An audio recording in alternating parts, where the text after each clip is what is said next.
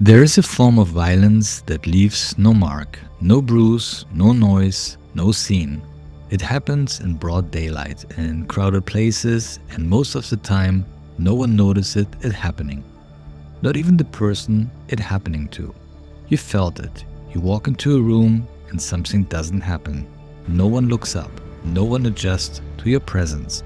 You're physically there, breathing the same air, and yet there is a quiet, unmistakable gap between existing and being recognized. This is what the Joker is really about.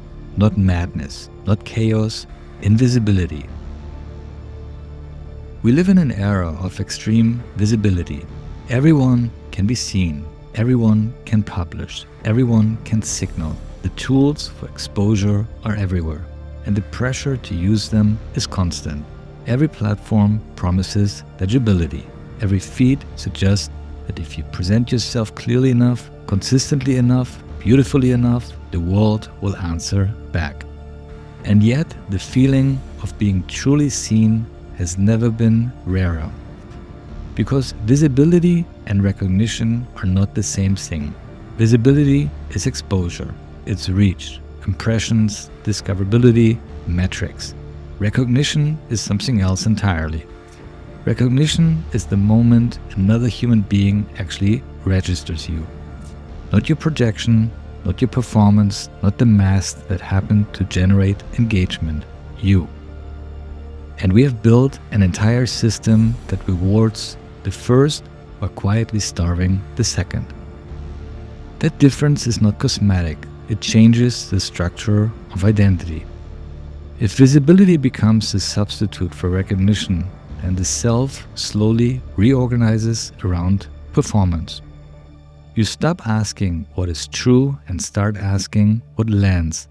You stop asking what you feel and start asking what will be returned to you by the crowd, by the room, by the audience, by the feed. This is not always vanity. Often it is adaptation. It is a nervous system learning where feedback comes from and moving toward it. René Girard understood a version of this long before the digital age. He called it mimetic desire, the idea that we do not desire in isolation, but through models, through imitation, through the signals that tell us what has value because it has already been valued by someone else. We do not simply want what we want. We want what appears worthy of attention. We want what is mirrored back as desirable, meaningful, validated. Now place that idea inside a performance economy. You don't just desire objects anymore. You desire recognizability, you desire response, you desire proof that your existence is landing somewhere outside of you. And if that proof keeps coming, the structure appears stable. But if it weakens or never arrives in the first place, the psyche doesn't interpret that as a neutral event. It interprets it as a threat. We are moving toward a world where visibility becomes abundant, while recognition becomes scarce. And in that world, the most stable people will not be the most visible, the most rewarded, or the most optimized. They will be the ones who no longer depend on being seen in order to remain coherent.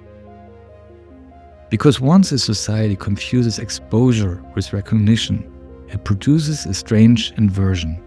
The people who receive the most attention are not necessarily the most anchored, and the people who remain psychologically intact are often the ones who have learned to build an identity that can survive the silence.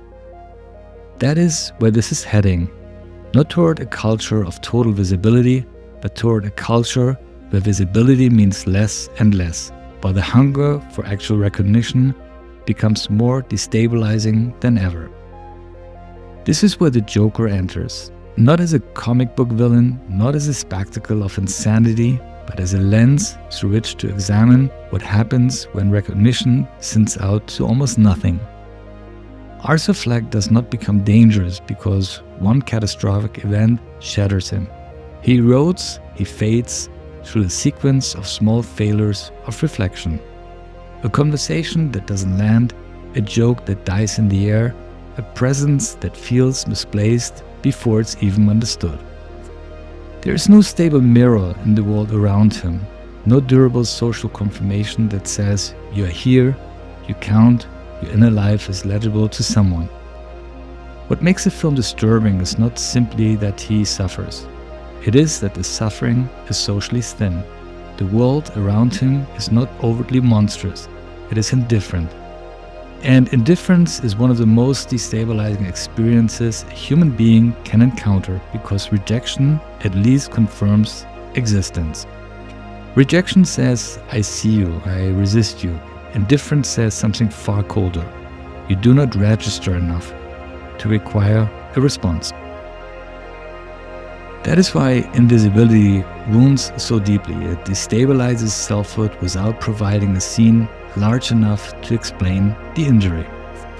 Psychology has understood pieces of this for a long time. Winnicott observed it early in life. A child looks into the mother's face not only to see the mother, but to see itself reflected back. In that reflection, the beginnings of identity are formed. You become someone in part because someone has registered that you are there. Reflection is not decoration, it is scaffolding. Remove that scaffolding or make it inconsistent and the mind starts compensating. Jung would have recognized another layer here. He wrote about the persona, the social face, the version of the self that becomes acceptable, recognizable, functional in the eyes of the world. The persona is not fake by definition, it is necessary. But in a culture that rewards performance above recognition, the persona can quietly expand until it consumes the person it was supposed to protect. The self becomes identified with what gets a response, while everything that does not get reflected slips into shadow. That is the real psychological danger of a world built on visibility. It does not merely encourage self-presentation. It encourages over-identification with the reflected image. If the image performs, you feel real. If it doesn't, you begin to drift. And the unreflected parts of you do not disappear. They accumulate, they move into shadow, they wait. The more the world rewards the persona, the less tolerance it has for the unfiltered self. And over time, entire identities begin to form around what is mirrored back, rather than what is internally known. This is the deep danger, not that people become fake in some simplistic sense, but that they become dependent on response to know that they are there at all. Once that happens, the self no longer feels stable without feedback. It becomes contingent, performative, and increasingly fragile. And if that trend continues, we move toward a population of people who no longer know who they are outside of reflection. Not outside of work, not outside of status, outside of response itself. That is not just insecurity. It is a civilizational form of psychic drift. This is why The Joker is more than a story about breakdown. It is a story about a failed mirror.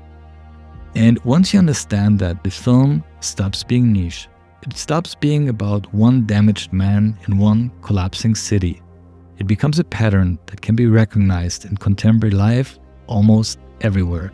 In offices where people remain functionally present but psychologically absent. In digital spaces where visibility is abundant but recognition is thin. In social environments where everyone is broadcasting and almost no one is receiving in a way that stabilizes another person's existence. There's also a male-specific layer to this, and it matters. Not because men suffer, and not because this needs to become ideology, but because many men are still socialized into identities that are deeply tied to function, output, status, usefulness, and role. A man is often seen when he's performing value, when he's competent, when he is producing, when he is needed, when he is visibly succeeding inside some external structure.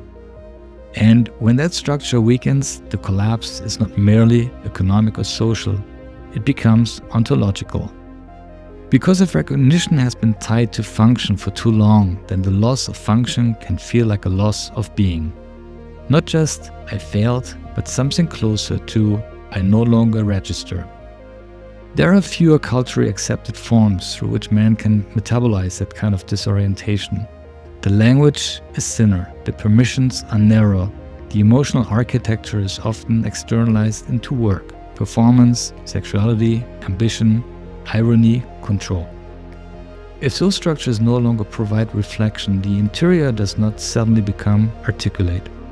More often, it compresses. Compression is one of the key words here. Because what is unrecognized does not disappear, it condenses. Silence condenses, humiliation condenses, meaninglessness condenses. The unreflected self becomes heavier, more pressured, more unstable, even if outwardly the person still appears functional. This is part of what makes male loneliness so misunderstood. The issue is not simply the absence of company, it is the absence of meaningful reflection inside a system that taught the person to derive selfhood externally. Nietzsche warned in his own language about forms of dependence that weaken the self. He was not speaking about algorithms, of course, but he understood what happens when value is borrowed instead of generated, when a person becomes too dependent on external structures to tell them what their life is worth. His deeper challenge was always this: can you become someone who does not require the hurt to certify your existence? That question matters here because the Joker reveals what happens when a person never fully built that internal axis in the first place. When the mirror goes dark, there's no center strong enough to absorb the loss. There's only drift, fragmentation, pressure. Now scale this beyond the individual. We have built systems that do not discover the unseen. They amplify what is already visible. Algorithms privilege signal density, not hidden need. Feeds reward engagement, not quiet suffering. Institutions respond more quickly to noise than to absence. In that environment, invisibility becomes recursive. Less signal produces less feedback. Less feedback produces less recognition.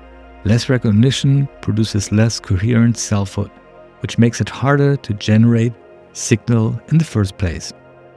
This is not conspiracy, it is structure. And when recognition disappears at scale, behavior does not become more rational. It becomes less predictable. Not because people want chaos, but because recognition is one of the hidden systems that keep behavior legible, relational, and socially negotiated. When that disappears, people do not simply become lonely, they become unanchored. And unanchored people do not respond to the old signals in the same way. Approval stops working, status stops motivating. Even belonging loses its power to regulate behavior because the internal contract has already been broken. That is a prophecy inside this pattern. If enough people are pushed outside reflection at the same time, society does not become calmer, more optimized, or more efficient. It becomes harder to read. Not because human nature changes overnight, but because the feedback loops that once stabilized identity have thinned to the point of failure. And structures become dangerous when enough people are placed outside reflection at the same time. At that point, the unseen self does not disappear, it reorganizes. Sometimes it becomes numbness, sometimes withdrawal, sometimes a polished indifference that masks collapse, sometimes rage, sometimes a refusal to seek recognition at all.